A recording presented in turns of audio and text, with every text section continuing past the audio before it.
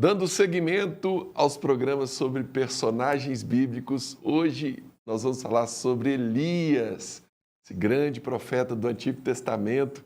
Então vamos começar? Solta a vinheta!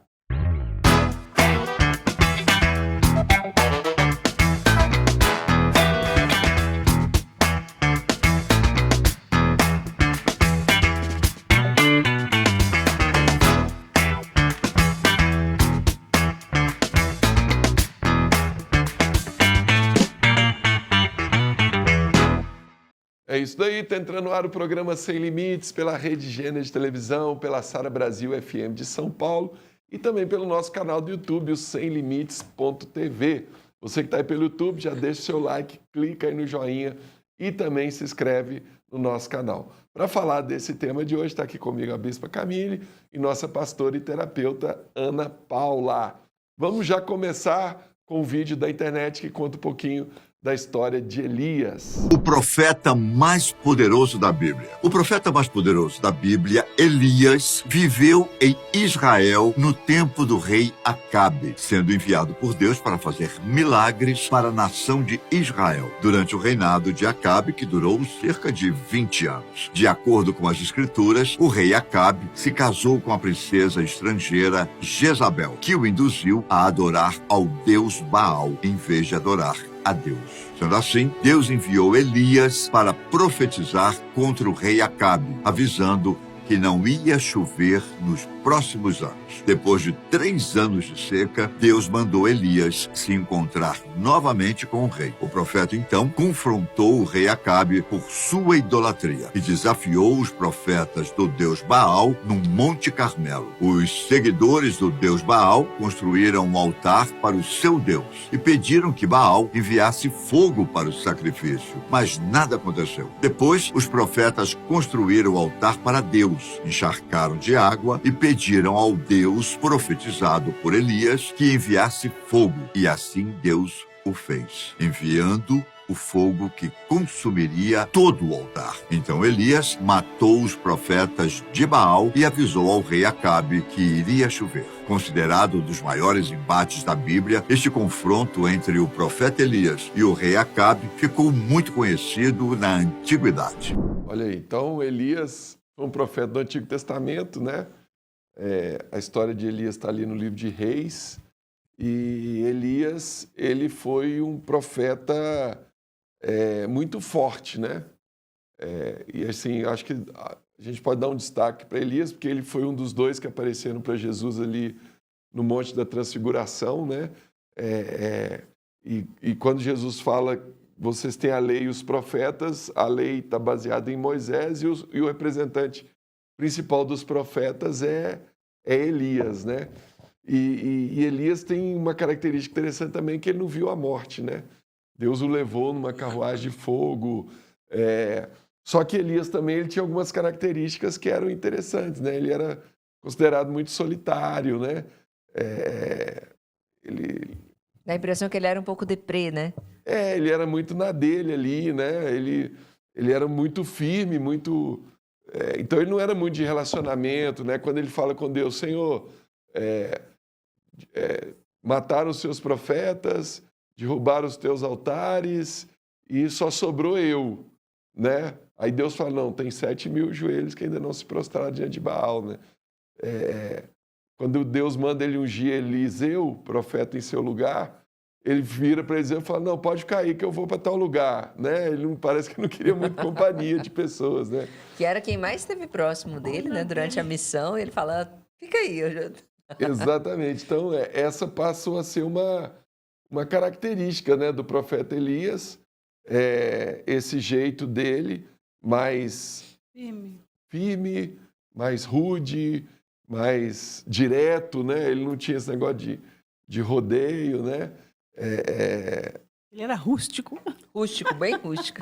Quando ele enfrenta lá os 450 profetas de Baal, né? Ele manda matar todo mundo.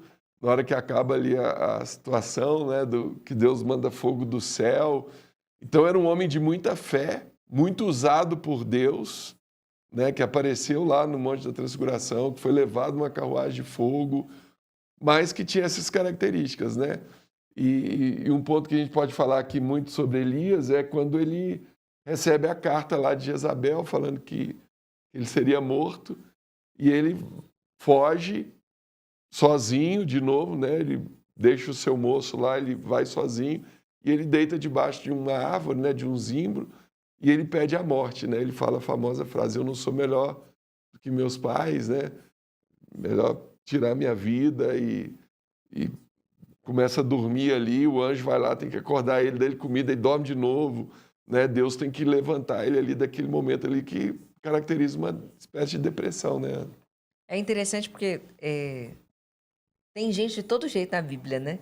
Tudo você fala, mas eu sou muito assim para ser uma pessoa que possa me espelhar na Bíblia. Sempre tem um homem de Deus que você pode olhar e falar, tudo bem, eu não vou ser, sei lá, né, estratégico como Paulo, eu não vou ser amoroso como João, mas eu vou ser como Elias, talvez, né? Eu vou me inspirar nessa pessoa.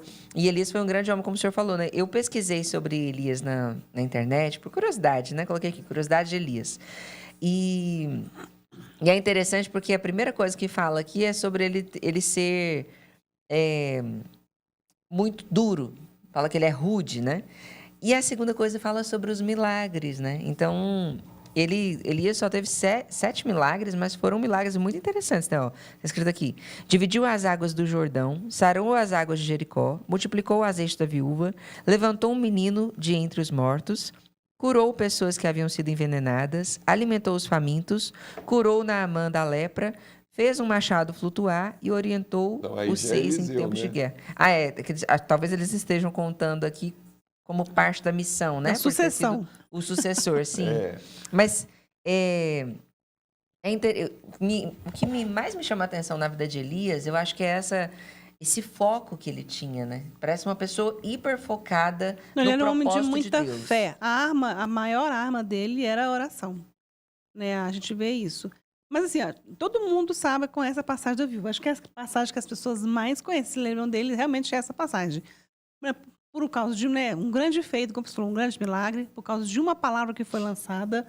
Então, assim, muitas pessoas acabam se espelhando, né, em certas situações, histórias da palavra de Deus, porque vem vamos falar, esses milagres, elas veem esses milagres e elas falam, poxa, se eu for como ele. Porque às vezes a pessoa fala, nossa, tem que ser uma coisa muito grandiosa para eu ser como mas olha que interessante, profeta. Vocês estão falando disso daí, eu estou lembrando do texto lá de Tiago, né? Acho que é no capítulo 5 que ele fala, Elias era homem semelhante a nós, sujeito aos mesmos sentimentos, e orou com instância, por 3 anos e meio, não choveu sobre a terra.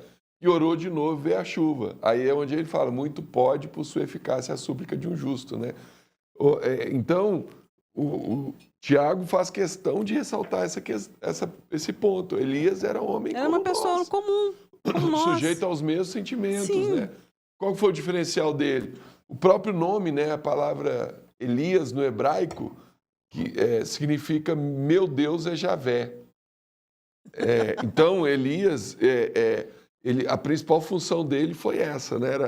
Era combater os adoradores de Baal, os falsos profetas, né? Os profetas de Baal, que a Bíblia chama, e o próprio nome dele já nasceu com esse propósito, né? Então a vida dele foi baseada nesse propósito, né? E a gente precisa pensar também numa coisa, né? A gente vê Elias como um profeta rude, alguém que é bravo e tal, mas alguém para ir contra a idolatria naquele tempo precisava ser uma pessoa muito posicionada, né? Porque a idolatria fazia parte da cultura do povo. Meus pais adoraram a outros deuses, meus avós, meus bisavós. Então, era uma questão até, assim, familiar, como a gente vê nos dias de hoje, né? Às vezes eu acompanho pessoas na igreja que às vezes elas falam, não, mas essa santinha foi minha avó que me deu, não sei o quê. Tem aquela memória afetiva, né? É a medalhinha. Eu acho que essa questão de ser alguém que veio para confrontar é muito pesada, né, para um profeta. O profeta, claro que ele está fazendo a obra de Deus, às vezes a gente pensa na obra de Deus, né? Aquela leveza, alegria, doçura, mas muitas vezes tem um confronto também, né? Tem um momento de trazer as pessoas para o arrependimento. Você está falando assim, do posicionamento de Elias. Eu estou me lembrando, né, de Jonas, né? Quando Deus falou com ele falou, vai lá, seus pecadores, saiu gritando pela rua fora, né? Eu falei, gente, Cada um do seu jeito. Cada um do seu jeito, todo mundo confrontado. Todo mundo Mas confrontado. aí que entra a importância de você, primeiro, não achar que eu não sou capaz, quem sou eu para pregar? E segundo, você ser dependente do poder de Deus, do Espírito Santo hoje, no nosso caso, né? Porque quem convence é o Espírito Santo, eu apenas falo. Então, tem pessoas, se você chegar com um discurso muito brando, muito amoroso, essa pessoa não vai se converter. Tem gente que você tem que chegar Não e vai falar, largar o pecado. você vai pro inferno desse jeito aí, meu amigo. Olha o que você está fazendo. Cadê o seu temor? Você vai destruir sua família, você vai destruir sua vida, né? Aí a pessoa acorda, né? Então Elias, ele era muito direto, né, na pregação dele, na forma dele de falar. Eu acho que Elias é assim, os grandes profetas que a gente vê no Velho Testamento tem essa coisa, né? Poucos estão ligados no evangelismo, no ganhar. A coisa era muito mais assim, olha, mais realista, né? Sua vida tá ruim, você precisa consertar e ir para Deus, que Deus vai sarar e tratar você para viver uma vida digna. Esse é o caminho. Sem aquelas grandes promessas de bênçãos, de muitas flores, né? Que às vezes a gente vê tantas pessoas hoje colocando para poder atrair também fiéis, né? E tudo. Então, é importante a gente se lembrar dessa parte. Assim, eu acho que Elias foi um profeta que trazia as pessoas para a maturidade espiritual. Não só para os milagres, né? Tanto que não foram muitos milagres, né? 7 milagres, o profeta que viveu tanto tempo, fez tantas coisas. Mas são 7 que estão na Bíblia, né, Ana? A gente não sabe. Tem isso também. Se ele realizou outros, né? Porque o próprio João Batista, quando ele fala de Jesus, ele, no final do livro, ele fala, né? Ó, se eu fosse relatar aqui todos os milagres que Jesus fez... Não ia caber. Teria que ter um livro do tamanho do mundo para caber tudo, né? Mas a Bíblia relata 7 milagres. Tanto é que Eliseu pediu porção dobrada e relata 14 milagres de Eliseu, né? E tem até uma curiosidade, que o último foi quando ele já estava morto, né? O soldado cai lá no túmulo dele o 7º foi relatado. E ressuscita, né? É interessante isso, para cumprir a porção dobrada, né? Mas o que eu vejo assim na vida de Elias é isso, né? Que essa dureza dele acabou fazendo com que ele fosse solitário. E talvez a solidão, no momento ali de dor, por receber a carta de Jezabel, dizendo que ele seria morto, de decepção, né? Imagina ele viver aquele momento ali, ele orar, cair fogo do céu, o povo todo, né? Porque ali começa com ele dizendo, ó, você precisa escolher, ou o Senhor é Deus ou Baal é o Deus de vocês. Até quando vocês vão ficar, ele usa a tradução mais tradicional, fala cocheando, né? Até quando vocês vão ficar aí entre dois pensamentos? Mas quando o povo vê cair no fogo do céu, o sacrifício ali como é que não decide, a água, né? É lambida. Todo mundo se prostra e fala, só o Senhor é Deus, só o Senhor é Deus, né? E aí ele mata os profetas de Baal, mas Jezabel, que era adoradora de Baal, que junto com Acabe foram os piores reis daquela época, né? Ela envia essa carta e ali Elias não tem ninguém, ele foge sozinho, solitário, e ali ele pede a morte, né? Tem uma coisa interessante nessa fala que o senhor falou, o senhor comentou que está na Bíblia, né? De falar, não sou maior que os meus pais. Eu acho que a gente vê esse dilema em todas as pessoas que ouviram o chamado de Deus para as próprias vidas. Quando você está cumprindo aquilo que Deus te chamou para fazer, o chamado é sempre maior do que você. Então, se você for olhar para as suas características, para aquilo que você tem de condições de cumprir aquilo, sempre vai ser algo impossível. Todas as vezes que a gente escuta grandes olhos, né, Ana? Isso, grandes pregadores falando, né? A história dos pregadores é sempre assim, eu nunca me imaginei falando em público, e aí Deus fez um milagre, porque a minha família... Ou dos evangelistas falam que eram tímidos. Então, sempre tem um contraponto na característica pessoal a respeito da missão, que você vence para poder cumprir aquilo que Deus te chamou para fazer. E talvez quem está em casa possa se identificar com esse pensamento de Elias ali também, né? De você estar sentindo um chamado de Deus para fazer algo, Deus está te levando para uma vida de arrependimento, de mudança de postura, de posicionamento, e que você está achando que é um desafio que não é possível que é de Deus, que parece que não é para mim. Mas não é só você, não. Todo mundo, né, bispo? Exatamente. E o outro ponto, Ana, esse é o primeiro, acho que o segundo é quando você está ali, aí você já falou, não, eu vou cumprir o chamado, aí algo dá errado. A frustração, né? Aí vem a frustração. Aí você acha, tá vendo, olha isso, Deus não está comigo. Isso foi uma confirmação de que isso não é para mim. Isso. Exatamente. Então, assim, todo homem de Deus passou por frustração, passou por algum momento de decepção, que as coisas não deram certo, né? O próprio Jesus diz, no mundo tereis aflições. Então a gente tem que ter também esse cuidado, né? Vamos chamar mais um vídeo da internet? Pode soltar pra gente, por favor. 12 curiosidades sobre Elias. O nome Elias significa O Senhor é meu Deus. Era um homem comum, nascido em Tisbé, região de Gileade. Ele profetizou e aconteceu uma seca severa em Israel. Um castigo pela adoração a Baal, Deus das chuvas. Perseguido, ele se refugiou na terra dos filisteus, onde uma viúva o acolheu. Ela lhe deu sua última porção de comida. Mas Deus jamais deixou faltar alimento em sua casa. Foi o primeiro a ressuscitar alguém na Bíblia, o filho dessa mesma mulher. Elias desafiou 850 profetas de Baal e Azerá. O Deus que queimasse a oferta seria o verdadeiro. Os profetas de Baal clamaram por horas, se cortaram e nada. Então, Elias mandou que enchessem seu altar de água, até formar poças. Orou a Deus. Fogo desceu do céu, queimou a oferta, vaporizou a água e derreteu até as pedras do altar. O povo tremeu diante de todo esse poder. Os profetas de Baal foram mortos. A maldição foi quebrada e voltou a chover. Elias era depressivo. A perseguição que sofria, junto com a idolatria em Israel, o deixavam doente. Ele chegou a orar a Deus para morrer. Elias encontrou com Deus no Monte Horebe, mesmo lugar que Moisés recebeu os 10 mandamentos. Tinha tanta influência que chegou a ungir um rei de outro país. Ele foi tomado por uma carruagem de fogo e foi levado ao céu, sem ver a morte. Séculos depois, Elias voltou à terra com Moisés para apoiar Jesus. É um dos maiores profetas. Realizou feitos incríveis. Sua única arma era a oração. Olha aí, né? Um resuminho aí da história de Elias, né? Uma curiosidade aqui também a respeito de Elias, que ele está também no Corão, na Bíblia do islamismo. Olha, né? que interessante, eu não sabia, não. Ele é considerado um homem justo, né? E forte, também na Bíblia do islamismo, né? No Corão. Descreve Elias como um profeta grande e justo de Deus, que pregou intensamente contra o culto a Baal, né? E é interessante que o Baal era o deus da chuva, né? E ele ora para que fique 3 anos e meio sem chover. E aí... Olha, não é por nada não, mas Elias era corajoso, né? Ele peitava a galera assim, com a segurança de que Deus ia fazer. O que é alguém que se relaciona com Deus, né? Saber que Deus iria respondê-lo, né? Saber quem é Deus também, né? Deus faz e ele me responde. Quem Deus era e o que ele representava na vida dele. Porque eu acho que essas são 2 coisas que a gente pode aprender com Elias também. Primeiro, quem Deus é. E a segunda, o que Deus faz por mim. Porque Deus poderia ser e não querer fazer por mim. Né? Mas ele tinha consciência de que o relacionamento com Deus era todo dia. Ele sabia o que Deus ia querer fazer ou não. E tantas vezes eu estava vendo um vídeo sobre isso esses dias, estava assistindo. E às vezes a gente fala, Deus vai fazer. Será que Deus vai fazer? Talvez Deus pode fazer, mas não vai.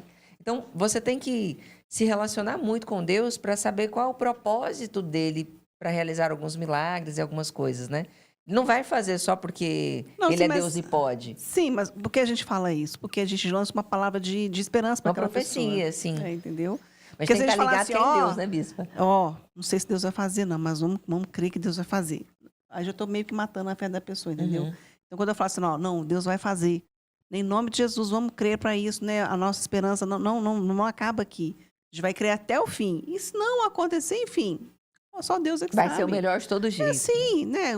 Muitas vezes as pessoas olham para a gente, né, como bispos, como pastores, elas querem que a gente tenha resposta para todas as coisas. Nós não vamos ter todas as respostas. Não vamos. Tem coisa, a própria palavra de Deus fala isso, tem coisa que Deus vai deixar no oculto mesmo.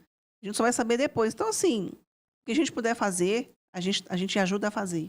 Aquilo que a gente não pode, só Deus faz. E nem aquilo que a gente nem pode, não imagina, é com Ele. Então, assim, as pessoas acham que muitas vezes a gente tem aquela obrigação de ter que chegar com uma coisa certeira, vamos falar assim. Eu fico pensando, se é assim nos dias de hoje, né? A gente tem isso com os pastores, com os nossos líderes espirituais e tudo. Será que nos dias de Elias também era assim? As pessoas chegavam nele falando, Elias, será que eu aceito esse trabalho aqui ou não? Será que eu namoro essa pessoa?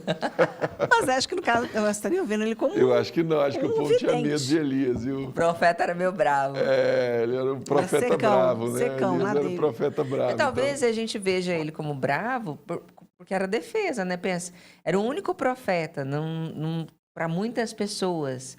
Todos os lugares, as pessoas deviam... Todo mundo sabia quem era o profeta, né? Igual os nossos governantes, hoje todo mundo sabe quem está no poder, todo mundo sabia também quem Deus tinha instituído como o poder daquele lugar. Então, acredito que era um pouco a celebridade, será que não? Assim, era uma Mas figura pública. mesmo que fosse, ele não se via assim, né? Porque ele era diferente. Então, era um tempo diferente, eram cabeças diferentes, pensamentos diferentes, emoções diferentes, enfim. Não dá pra gente saber, né? Aninha, você tem um livro aí para apresentar, Tem um livro aqui, a gente está falando hoje sobre os personagens bíblicos e a proposta é a gente conhecer mais sobre a Bíblia, né? Então, a gente está trazendo aqui hoje um livro, Comentários Científicos de Êxodo, que é um livro que traz a visão científica e conectando, né, com a palavra de Deus, os textos dos fenômenos bíblicos, à luz do hebraico, que é a língua que esse livro foi escrito. Então, esse livro vai te tirar muitas dúvidas e te fazer conhecer mais sobre a palavra de Deus. É isso mesmo. Inclusive, tem os 5 livros já, né, do Pentateuco, um box que você tem lá a Bíblia científica, com, né, todas as explicações dos fenômenos, de tudo que aconteceu ali. Gente, isso é muito legal, né? Porque o início do... Até ali, mas o início da Bíblia, sempre eu vejo as pessoas começando a ler a Bíblia e elas desistem porque o Pentateuco é muito complicado. Tem né? pessoas que não entendem muito bem, né? Tem a questão histórica, que é muito diferente do que é hoje em dia. A gente estava conversando esses dias com o pai do meu marido, e ele falando, porque ele contando uma história de que o pneu quebrou numa viagem. O pneu furou e quebrou, não sei o quê, e ele foi trocar. E hoje ele conta essa história e as pessoas falam assim, nossa, mas por que você não fez uma ligação? Porque não tinha celular na época. Nossa, por que você não fez? Então, as facilidades que a gente tem hoje se tornam complicadas para a gente entender como era naquela época, né? Exatamente. E esses livros trazem, assim, muita ajuda. Então, entra lá no site da editora SBE, que é o sbshop.com.br, adquirir esse livro e vários outros títulos para abençoar a sua vida, tá bom? Vamos chamar mais um vídeo da internet. Você sabia que, segundo a Bíblia, o profeta Elias vai voltar aqui na Terra? Na Bíblia, fala que antes que venha o grande e terrível dia do Senhor, ele mandará o profeta Elias, que converterá o coração dos pais aos filhos e dos filhos aos pais. O que você entende dessa profecia? Diga aqui nos comentários e se inscreva para mais vídeos da Palavra de Deus. Muita gente interpreta isso daí como João Batista, né? Jesus fala que o Elias que havia de vir foi João Batista, né? Ele veio no poder de Elias, né? Para preparar o caminho para Jesus, né? Gente, a gente precisa trazer assim uma coisa. Não existe reencarnação, tá? A gente tá trazendo aqui um texto bíblico para que a gente possa discutir sobre isso. Mas acho que tem pessoas que acreditam que realmente é ele que vai vir. Porque leva a Bíblia ao pé da letra. Porque a gente está falando aqui sobre a função de Elias. Elias, ele veio em um tempo que era um confronto com os valores daquela época, né? Com a idolatria que existia na época, com a cultura que iria ser estabelecida ali. E a gente precisa concordar que hoje existe muita coisa para combater se a gente for seguir a Bíblia, né? Os profetas, as pessoas que pregam de acordo com a palavra de Deus, elas vão muito contra a cultura que está sendo estabelecida a partir da mídia, de tudo aquilo que está sendo estabelecido. Então, esse versículo, eu acho que ele gera muita polêmica, né? A gente pode pensar aqui no que pode significar. Eu vejo assim, que eu acredito que é a unção de Elias, né? A missão de Elias, a unção que foi derramada sobre a vida dele, quando ela chegar nas nossas vidas hoje, vai trazer arrependimento, vai tirar a cegueira dos olhos para tanta gente que acha normal coisas que não são normais, né? Sim. Exatamente. A gente está precisando de uns Elias na nossa geração, né? Novos Elias. De alguém que denuncia o pecado, de alguém que denuncia, que seja firme, né? no seu posicionamento. A gente só tem muitas pessoas assim hoje, mas tem muitas pessoas que às vezes ou se escondem, têm um receio. Não negocia, né? Exatamente. Hoje muita gente negocia, eu faço isso aqui também, então não vou implicar com isso aqui que você faz, não? Porque... Mas agora, gente, uma coisa que eu acho interessante, né, nessa história de Elias é o final da história da vida dele, né? Ele não morreu, né, gente? Imagina que estranho você não morrer. Não, eu queria... Não, gente, eu queria ser um passarinho ali. Um passarinho. Um passarinho para ver, né? A chegada de Elias. Como que deve ter sido isso? Eu fico imaginando. Eu falei, gente, ele não morreu. Ele foi levado ao céu e foi subindo, e aí? Entendeu? Como é que foi isso, né? É uma coisa muito... Você pensar assim, uma coisa muito louca. Entendeu? É uma coisa muito assim, meu Deus. Esse é o relacionamento dele com Deus, né? Para Deus escolher, para que ele tivesse um fim diferente dos outros. Porque assim, alguém pediu a morte, né? Aí Deus vai dar para ele uma nova missão. Vai lá, unge Eliseu, profeta em teu lugar, unge Jeú, acho que rei da Síria, né? Deus, Azael. Deus dá três direções para ele ali, né? E ele está ali cumprindo, ele não cumpre todas ainda, algumas sobra para Eliseu. Mas aí chega uma hora que Deus fala com ele, ó, vou te levar embora. E ele fala para Eliseu, Eliseu pede porção dobrada, né? Ele fala, se você estiver comigo quando eu for levado, você vai receber. E realmente vem uma carruagem de fogo ali, leva Elias, fica só o manto dele, né? Então isso mostra o quanto ele foi especial. Que aquele momento ali dele de fraqueza, de pedir a morte, de angústia ali, não determinou o que foi a vida dele, até porque ele, ao receber a visita do anjo e um novo desafio, ele vai lá e cumpre, né, esse novo desafio, ele vai lá e obedece Isso é a muito Deus, legal né? da gente falar também, né? Porque às vezes a gente lê sobre Elias e parece um homem tão forte, né? Tão convicto. Mas todas as pessoas que estão cumprindo o chamado de Deus têm os seus momentos também de frustração, de dúvidas, De né? fraqueza. De fraquezas. Exatamente, né? Todos passam por esses momentos, né?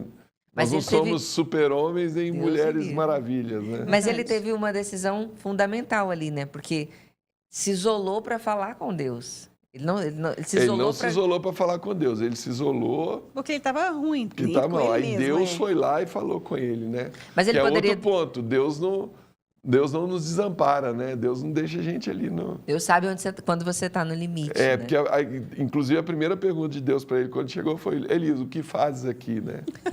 Aí ele começa a choradeira. Voltamos para o Éden, né? Mataram os seus profetas, derrubaram os teus altares, só sobrou eu, e agora querem tirar minha vida, eu não sou melhor que meus pais. Então ele chora ali, ele Já foi com o reclama, ele discurso abre pronto. o coração e Deus dá uma missão nova para ele, né? Então, todo mundo que está no ministério pode passar por esses momentos, porque somos humanos, mas nunca desistir, né? Nunca... Buscar conselho Uma de vez pessoa que Deus foi errada. lá e falou, não, filho, levanta aí, vamos embora, você já sofreu, já teve um tempo aí, te deu um tempo aí para você curtir. Você já chorou? Enxuga agora, levanta e vamos vamos. Né? levantar e vamos seguir, né? Gostou do programa de hoje? Deixe seu like aí, clica no joinha. Muito forte, né? E muito interessante a história de Elias, né? Se inscreve também no nosso canal, se você não é inscrito. Quer conhecer a Igreja Sara Nossa Terra mais perto de você? Como que faz, Aninha? Entra no site saranossaterra.com.br e na aba Igrejas você acessa todas as nossas igrejas, endereços, horários, dias, locais de culto, para que você possa frequentar e receber uma palavra de vitória presencialmente, né, Bispa? Amém. Receber a palavra de Deus vai ser maravilhoso. É isso aí. Chegamos ao final de mais uma edição do Sem Limites. Que Deus te abençoe muito. Fica na paz.